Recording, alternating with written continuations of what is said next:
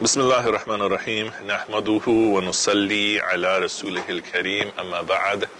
We express our praise and gratitude to Allah Ta'ala, and we seek blessings on the Prophet Sallallahu Alaihi Wasallam. So,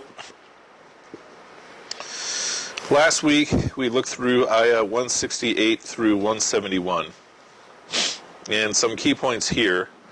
Ya ayyuhan nasu kulu mimma fil ard halalan tayyiban. So here the translation is, O humanity, O mankind, eat of what is permissible of what is in the earth, permissible and wholesome of what is in the earth. And the key point that we were emphasizing last week is that eat here, the use of the word eat here does not only mean physically eating food. This is anything that you are taking in. Okay, with your eyes, with your ears, even with your nose, or of course your skin or your mouth. Take in only what is halal and tayyib. Now the word halal actually translates as unloosening a knot. That's what halal means. Okay, and so halal otherwise we commonly translate as permissible. Tayyib translates as wholesome, or that which does not give you harm in your intellect or in your body. That is tayyib. Or taking a step further, that which causes benefit into your mind or into your body. That is tayyib. Okay, now keep in mind, this is a command for all of humanity. This is not a command just for Muslims. And then, in contrast, do not follow the footsteps of shaitan. So think of the footsteps.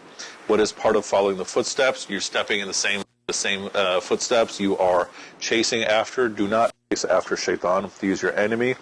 And he is ordering you to do su and fahsha. A few ways that su and fahsha are translated. Su is often evil. Fahsha translated is immodesty. And so the point is that if he can't get you to do evil, su is evil. Fahish is even worse. Okay. And what are two obstacles? One obstacle is shaitan. The other obstacle is we see in ayah 170 that people insist on following the ways of their fathers. Okay. Following the ways of their set patterns. So one thing that makes it difficult for me to do halal, to do tayyib, is shaitan is calling me to do the opposite. And the other thing that makes it difficult is I'm used to my way of living. And it's hard for me to change my way of living. And so we're already familiar with this. We've seen this many times. And so now, having said that, now we are actually switching from any type of consumption to consumption of food. So, Bismillahir Rahmanir Rahim. Ya ayyuhalladhina amanu. O you who believe. Kulu, again, eat. Min tayyibat ma razaqnakum. Washkuru lillah in kuntum iyyahu ta'budun. So, O you who believe, eat of what is tayyib. Again, what is tayyib? Ma razaqnakum, of what we have provided for you. Washkuru lillah, and be grateful to Allah. In kuntum iyyahu ta'budun, if it is only Him that you are doing ibadah. Okay, so once again, how did we translate tayyib? Tayyib is either anything wholesome, or tayyib is anything which does not harm your mind or harm your body, or tayyib is anything that gives benefit to your mind or to your body. This is tayyib. So the command here is for us, eat what is tayyib. Notice, what was the command for all of mankind? Eat what is halal and tayyib. Our command is only eat what is tayyib. What's the difference between the two? Why is it that Allah Ta'ala, what is the wisdom behind the fact that Allah Ta'ala does not tell us, eat what is halal and tayyib? For all humanity, eat what is halal and tayyib. For us, just what is tayyib. Why? What are possible reasons? So our obligation is to be better, absolutely, right? And it's already assumed that we have to follow what is halal, right? So, not only should you eat of what is tayyib, the attitude should be that anything that is given to you is coming from Allah Ta'ala. right? I'm the one who works. I'm the one who pays for the food. But mimma razaqnakum, I should have the attitude that any food that comes to me, I have to have the attitude that this is coming from Allah Ta'ala to me. Okay? Just like we say of our wealth. Your wealth, you don't own your wealth. Your wealth is coming from Allah Ta'ala. Look at your food is coming from Allah Ta'ala. How important, in terms of deen, how important is your food? Is it very important? Is it not important? Slightly important? How important is it? Very important. Why? What makes it so important? Depends what you eat and how you behave. It affects. Yeah. So we always say you are what you eat, right? Okay. Your food will obviously affect you physically. Can your food affect you intellectually? Yeah, of course. Your food can affect your mind. Can your food affect you spiritually? How does your food affect you spiritually? Adhering to the dietary guidelines of religion. Okay. So if you're obeying Allah Ta'ala in the food you're eating, automatically it's affecting you spiritually. Okay. You can eat food that will bring you closer to Allah. You can eat food that will turn you away from Allah. What would be food that would turn you away from Allah? What would be food that would make it difficult for you to turn to Allah? So, these things right here. Okay. Alcohol, definitely. Yeah. So, what does Allah Ta'ala say? Innama harrama alaykum. That indeed, He has prohibited for you al-maytata, which is any food that's dead, any animal that's dead when you find it. Okay. Wad-dam, so blood. Okay. And all of you know this. Wal-lahm al-khinzir, so the flesh of a pig. وَمَا أُهِلَّ بِهِ لِغَيْرِ اللَّهِ, anything slaughtered in the name of anyone other than Allah. Okay, these four things all of you know, you've all memorized many times, because food is the most favorite topic of masjid discussions. Okay, but let's talk about this. So, why are we told not to eat pig? Why are we forbidden from eating pork? Why?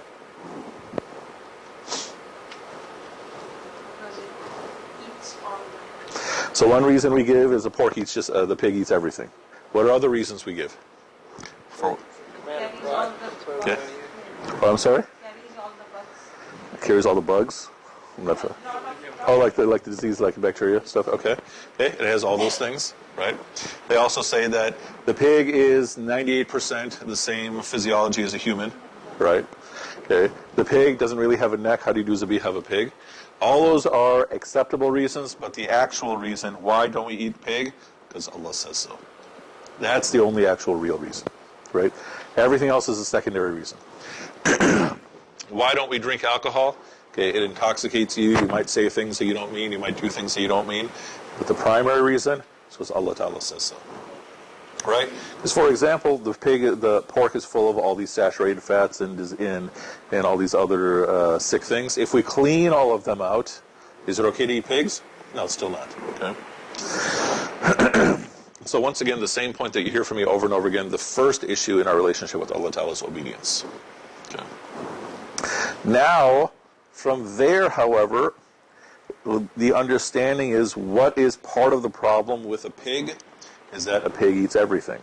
The meat that we're allowed to eat is what kind of meat? Meat that is herbivores, animals that eat plants. Just about all the animals that eat other animals are forbidden. Okay. Just about all the animals that eat anything are forbidden. But it's the animals that eat plants that are the ones that are acceptable for us, like a cow. Does that include animals in the water? Not for water. Water is halal, right? Because fish eat fish. So right. What about animals that live both in water and... That's a good question. So animals that live both in water and... Yeah, a crocodile, a crocodile essentially is a carnivore, right? So it eats meat, right? I've heard of some people saying crocodile is okay. I have no interest in eating a crocodile anytime soon. But you're in New Orleans, and sometimes you... I'm kidding. Yeah. But yeah, I guess... No, so in terms of specific diets of different people, that would be a different issue, right? But the general principle is that the meat we're allowed to eat are herbivores. Okay. Now, there's another important point here. When we speak about meat that is okay, we only focus on the 1 hour of slaughtering the animal. Okay? We don't focus on how is the animal treated for the entire life. We don't focus on even the 2 days before slaughtering the animal. Okay? In our old books, that was also part of the concern. Meaning today, I go to Devon Avenue, I ask them, is this meat zabiha? Okay? And all I'm caring about is the 1 hour when they slaughter the animal and get all the blood out and everything, and it's done. But the actual concern has to be for the entire life cycle of the whole animal. Okay? Not just when you are slaughtering, but even the steps before slaughtering. Because when you are slaughtering the animal, you have to make it a comfortable period of time. Okay? Because what happens? They say that if you put the animal in shock, then it starts secreting cortisol and you're going to eat it all. Right. And so, I'm sorry? If the animal is in shock, then all the blood doesn't come out. Yeah, exactly, right? So you have multiple problems. And the problem is that when we take this factory approach, okay, if it's slaughtered in zabiha, then it's okay. Okay. Saying you got to look at the whole life cycle of the animal. How is the animal fed throughout the whole life cycle? Okay. Because you know, so many farms across America and across the West, how do they feed the animal? They feed the animal this mush that also includes parts of previous animals. Okay. Which means that if I'm eating this cow, the cow is being fed dead cows. Okay. Okay. So that means that our food is in even more trouble. So again, what is the point here? That our focus is not just on this 1 hour of slaughtering, it's on the whole lifetime treatment of the animal. That's the level we want to get to. How can you find that in the life? Sorry? How can you find that? How can you ask where the cow has been, what she has eaten or not? Yeah. So the question is essentially, how do I do this? How do I do this practically speaking? Okay. So for this, the first suggestion I give, you're going to hear from me over this whole year many times, is to look at your deen as being on a staircase. Okay. So right now, what each of us should do, this is not something you're sharing, this is to think about for yourself, is, okay, right now at this level that I'm at, what is my diet? Okay. What is my diet in terms of meat? What is my diet in terms of other things? And then from there, what is the one step I can take of improvement? Okay. So let's say I'm someone who only eats food that is advertised as zabiha. Okay?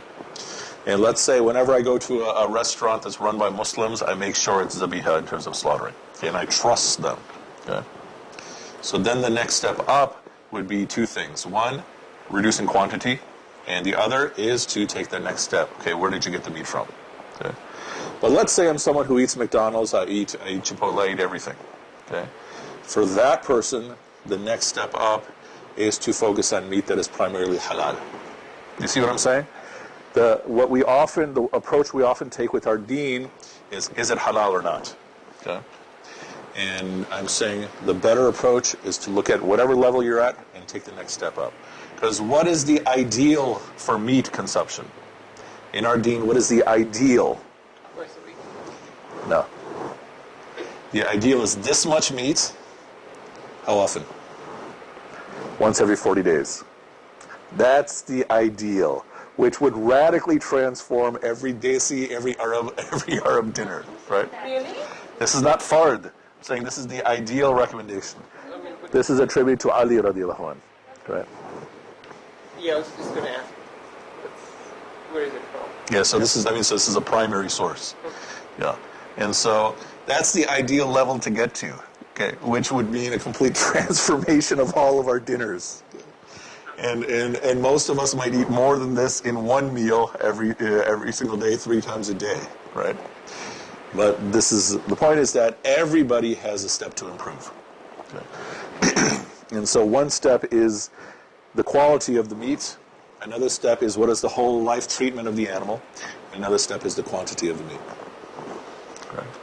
So this is something to think about, that every aspect of your life, whether we're talking about diet, whether we're talking about ibadah, whether we're talking about sunnah, you should figure out where you are and what is the next step up. Just like for salah, for namaz. Let's say I pray all my 5 prayers, but I don't do sunnah. Okay? So my next step of improvement is to pray at least 2 rakah sunnah every day. Okay? And then if I'm stable there, then my next step from there is to do 4 rakahs of sunnah every day. Okay? Let's say I do all my fard, all my sunnah, all my nafil. Okay? maybe that person's next step is to do tahajjud every day. Okay? Or let's say I'm someone who doesn't pray at all. I know I'm supposed to pray, but I just can't bring myself to pray. So that person's starting point might be to recite Al-Fatiha each of the 5 times a day. Okay? So the point I'm suggesting, okay, so the same point is essentially that we often look at deen as plus or minus, win or loss, meaning either it's acceptable or it's not. Okay? But for most of us, maybe I'm really good on some namaz, but not good on other namaz. Maybe I'm really good on Ramadan fasting, but no other fasting. Maybe I'm good on some types of diet, but not other types of diet, right? So on each category of your Islamic practice, figure out where you are. Where are you consistent? So if in namaz, if in salah, let's say I'm someone who prays all 5 on time, fard, sunnah, nafil, then my job is to figure out, okay, what's the next step of improvement? Okay? And make that my new practice. Okay? Or let's say I don't pray anything. Okay? We all know we're supposed to pray. So no one's saying this is okay. So what can I do? What's my next step of improvement? But the goal is over my lifetime to keep improving. And so this is one of the blessings of months in the calendar. I mean, what's the point of having months in the calendar? One of the blessings is that, so this is the beginning of May, so pick your improvement. One small improvement, like in your salah, one small improvement in your diet, one small improvement in something else, and make it your goal for the month of May.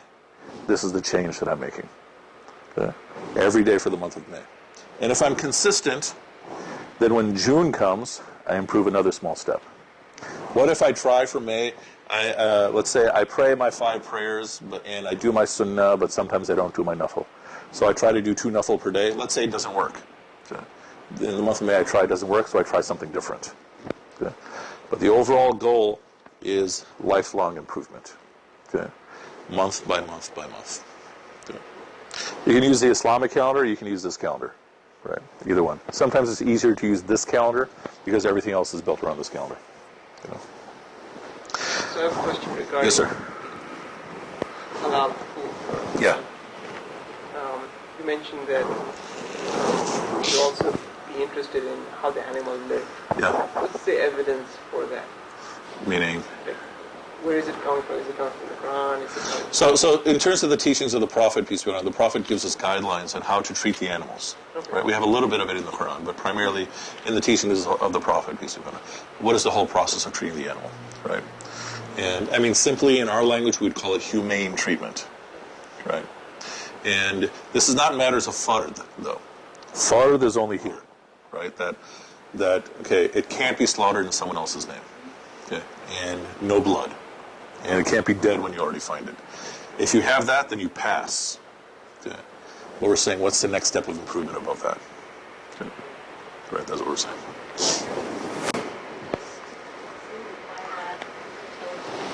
Yeah, it applies to everything. It applies to everything, right? Yeah.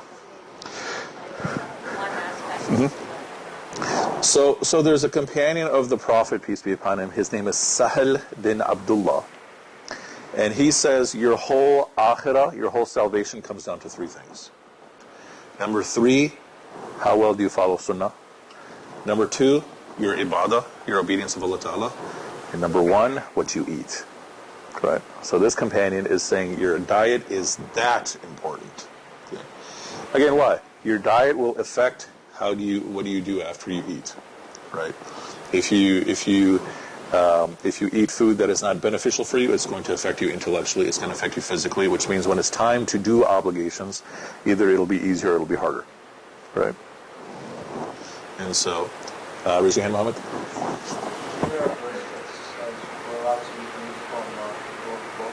So in Surah Al-Ma'idah, Surah 5, we have a couple ayahs. One, the food of the sea is halal. Okay. Another is that food of the people of the book is halal. Okay, so this is where you see a difference between schools of law. Okay, so one school says, okay, the food has to be halal. Okay, it has to be cut properly. But if it's coming from the people of the book, it's acceptable because the Quran says it's acceptable. Okay, another school says, why do you have to have zabiha? Because it gets all the blood out. Okay, and so meaning whether it's coming from people of the book or not, no blood. Blood is haram. Okay. And so another school says, no, you can't have food from the people of the book if there's blood in it. right? And so these are different schools. So, I mean, for our purposes, if it's halal, the zabiha is a step better, right? So what do you always find? Desis all focus on zabiha, Arabs all focus on halal, because Desis are Hanafi and Arabs are Shafi. So the Shafis say you can have food of the people of the book. Hanafis say no blood, right? And so that's basically what it comes down to. How would you know from Jewish Christian? Yeah, I mean, in America it's hard to say. We'd like to say America's a Christian country, right? Is Panda Express, it's Chinese. Is it people of the book? Right? Or like Chick-fil-A is an openly Christian business, right? Is McDonald's Christian? I don't know, one is best, right? So, but the real issue is that you have to be honest with yourself. Okay, you have to be honest in terms of why am I eating at such and such a place. But let's say my normal practice is I go to all the fast food places. Then my improvement is to fix my diet within that. I mean, a difference between now, 2013, and 1993 even, and more than 1973, is it's very easy to find other options. Vegetarian options, seafood options. I said this to a friend of mine yesterday. He said, no, I have to have real meat. Seafood is not real meat. But the point is that we have lots of options today that we didn't have in the past. Now, even in Chicago, there's vegetarian restaurants that make food that exactly looks and tastes like meat. So you go to these vegetarian restaurants, vegan restaurants in Chicago, you can order buffalo chicken. But it's all made from vegetables, right? So the point is that we have a lot more options than we did 20 years ago. And vegetarian food used to not taste very good, but now that is even beginning to taste much better. Then you have kids like this guy over here. How long have you been a vegetarian? 16 years. Wow, mashallah. So then I asked him, okay, if you're so vegetarian, then where's this? And he says, I like aloo. Yeah. Yeah, mashallah. Okay. Yeah. Next big point in this ayah. Whoever is compelled by necessity, darura. Okay, or this is ittara ghayra baghin. Okay. So, as you all know, we're not allowed to eat these four things. But if you have no option, then you can take from these things, right? And so we have in Islamic law the idea of darura, like in Urdu we say zaruri. Darura is necessity. Okay. And the idea here is that these are the things you're supposed to practice, but what if you have no choice? Then you have exceptions. Okay.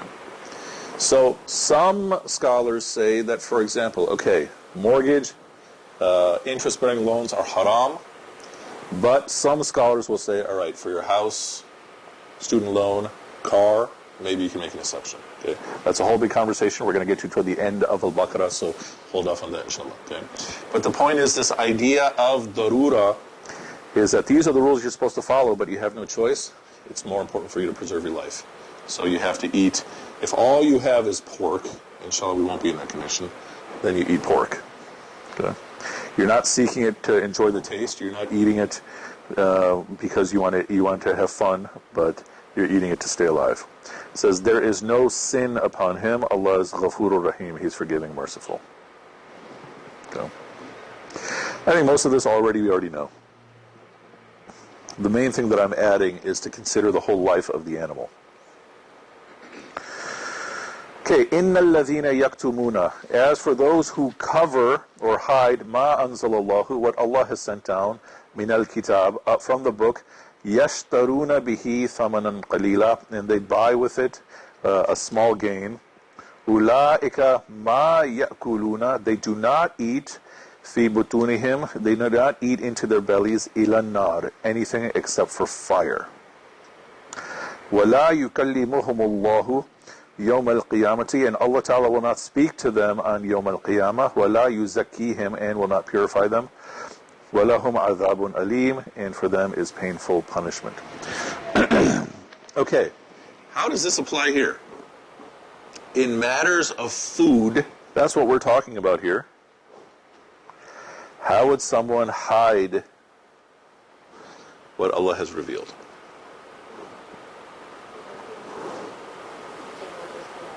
Okay, so they might be hiding what is halal, right? People used to hide things for their own purposes. Okay, in other places they have that. Allah is telling us not, if I have told you to, this is haram and this is halal, do not hide it from people. Sure, absolutely. Right? So, one time, 20 years ago, I was with my friends on Devon Avenue, and for some reason, all the restaurants on Devon Avenue, they wrote on their walls, on their windows, we served zabiha. Okay? And so we're wondering, okay, is this a mistake? We served zabiha, or is this a trick, or what? So then I walk into the store, this restaurant, and we ask the guy, okay, your window says you served zabiha. Do you serve zabiha now? He says, yes, of course. Okay. So then, all right, fine. So we start eating, and we're eating, and then we're noticing, wait, there's all these drawings of Hindu gods on the walls. Okay. And then we're looking, wait, there's a beer sign here, there's a beer sign here. We thought, okay, did this guy lie to us? What's happening? So then, 3 days later, my father receives the India Tribune, okay? And in the India Tribune, this restaurant guy is being featured. And he says, whenever someone comes into a restaurant, if they ask for something, always say yes. So when I asked him, is this zabiha meat? He said yes, right? So the point is that that some people might even lie about these matters. Okay? And what is the result? You're only seeking a small gain. And what are you eating? You're eating fire. Okay? And I think we all understand this. What is the point here? You have to be honest about your business. Okay? And you also have to be complete in how you approach the book. But what does it say also? Allah Ta'ala will not speak to them on the day of judgment. He will not purify them. What does this mean, He will not purify them on the day of judgment? They have eaten haram, so they are not Yeah, so they're dirty because they're eating haram.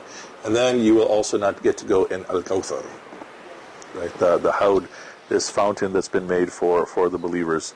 You will not get that. Because why? And again, all this we know.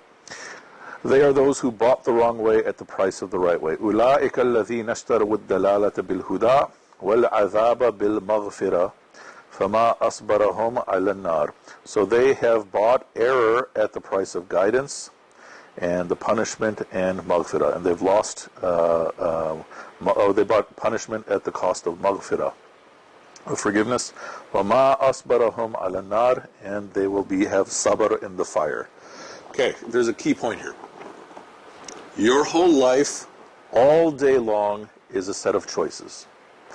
All day long, you're making choices. Do I this? Do I do this? Do I do this? Do I do this? Some points in your day, some points in your year or in your life, you have to choose between right and wrong. Okay, all of us know this. And sometimes the wrong choice is the easier choice, right? Sometimes the wrong choice seems like it'll give you more profit. Okay? Sometimes the wrong choice is the more exciting choice. Okay? But what you lose guidance, you lose forgiveness. Okay? And what else are we saying? Why do I pick the wrong choice? Because I don't want to do sabr through the right choice. So what is Allah Ta'ala saying at the end of this ayah? This is kind of scary. That they will have sabr in the fire. If I choose the wrong choice over the right choice, I'm giving up forgiveness, I'm giving up hidayah, and I will have sabr through the fire. So you're going to have sabr either in this dunya or in akhirah. One place or the other, it's going to happen. And that's pretty scary. Yeah.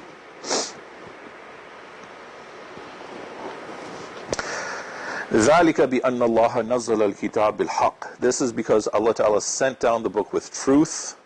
We already know this. وَإِنَّ الَّذِينَ اخْتَلَفُوا فِي الْكِتَابِ. So as for those who are in disagreement about the kitab, لَفِي شِقَاقٍ بَعِيدٍ. They are separating themselves. Okay. Again, for our purposes, this is already understood. That Allah Ta'ala has revealed the book with haqq. What else does this mean? It means that it's clear. Okay. That matters of halal and haram are clear.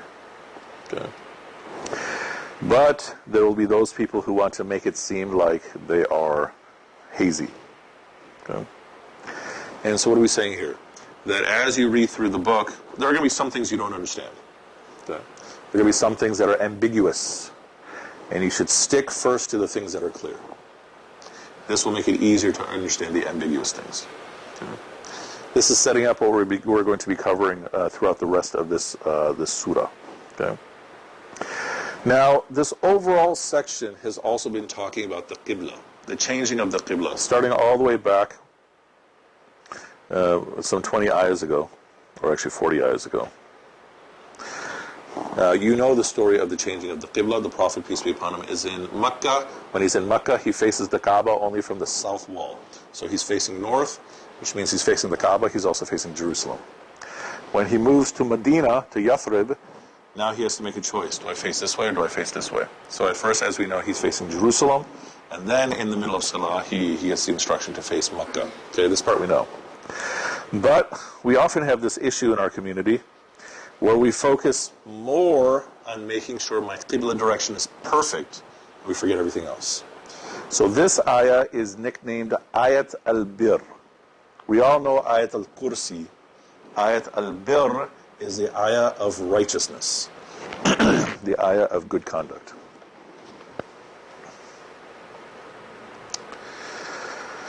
So, Laysa al-birra, it is not righteousness, it is not virtue, it is not good conduct. An tuwallu, that you face wujuhakum, your faces, qibla al-mashriq wal-maghrib. So you face your direction, east or west. That is not where good conduct is. Okay. Meaning, one of the discussions we had a couple of weeks ago is that, all right, you have people who pray, but then they do all kinds of haram things. Okay. That if you have your qibla proper, that doesn't mean automatically you are a good person. Okay. But, walakin al-bir, but actual good conduct, good character is the following. And it's three things. Number one, belief. Man amana billahi wal yawmil akhiri wa malaikatihi wal malaikatihi wal malaikati wal kitabi wal nabiyyin. So you believe in Allah, you believe in the last day, you believe in the angels, you believe in the kitab, the book, and you believe in the prophets. Okay. So the first part of good character is you have to believe in the right things. Okay. The second category of good is giving. Wa'atal mala, they give of their wealth. Okay. Ala hubbihi, two translations here. They give their wealth despite how much they love their wealth. The other way to translate this is they give their wealth because of how much they love Allah. Okay. So some of your translations, like, do you have a translation in front of you? Okay. Because this one says that he gives their wealth despite his love for it. You're going to find both of these translations. In fact, I can look right here. So however much they cherish their wealth.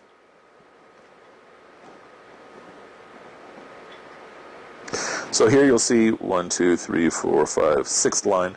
It is not righteousness that you turn your faces east-west, but righteous is he who believes in Allah, the last day, the angels, the scripture, and the prophets, and gives his wealth for love of him. Okay. So you're saying you can read this both ways. They're giving of their wealth despite how much they love their wealth. They're giving of their wealth because of how much they love Allah.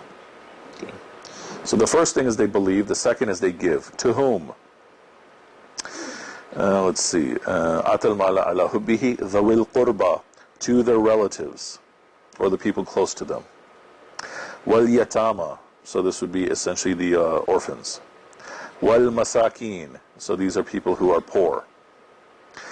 Wabn as-sabil, wa ibn as-sabil, which is people who are traveling. Okay. Was-sa'ilin, was-sa'ilin, people who are asking. So even people who are asking for wealth. وَفِي الرِّقَابِ, and to free people. Okay. So the first thing is belief. Second thing is giving. The third thing are acts of sabr. Okay. So they keep their duties, or they keep their treaties. Before that. وَأَقَامُوا الصَّلَاةَ وَآتُوا الزَّكَاةَ. Okay. So they establish salah, they give zakah. So here I'm saying zakah is an act of sabr. Salah is an act of sabr. وَالْمُوفُونَ بِأَحْدِهِمْ إِذَا عَاهَدُوا, and they keep their pact They're treaties when they make treaties.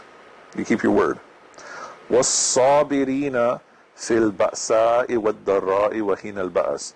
And they persevere through what? Here are the translations. Tribulation, adversity, stress. They persevere. Okay? So 3 things. Belief, giving, and sabr.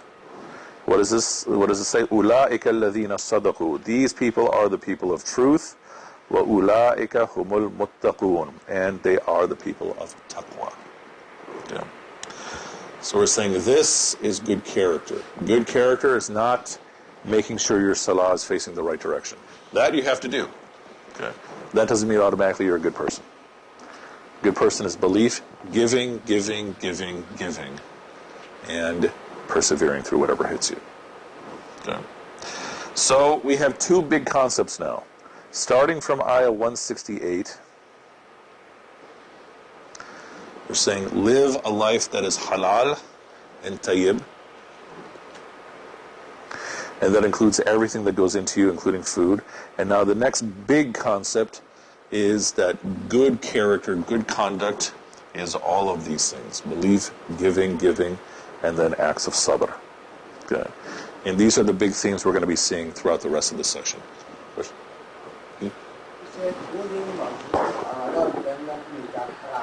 I'm sorry? So the general notion for fish is that it's halal, big fish and small fish. Yeah. There is difference of opinion about things like shrimp, right? I mean, we all also love shrimp, right? Some say that it's only the things that are swimming in the water as opposed to the things that crawl around, but Allah knows best. Yeah. Cool. Regarding the translation, Piqtal has for the love of him. Yeah. And the same with Shakir is good. And give away wealth out of the love of him. So you're giving of your wealth either because of your love for Allah or against your love of your wealth. Okay. What's the benefit of giving your wealth? What are some of the benefits? So what are the benefits? If I'm giving sadaqah, what are some benefits of sadaqah? So, yeah, basically Allah Ta'ala owns my wealth and I'm giving. What else? What else are benefits of sadaqah?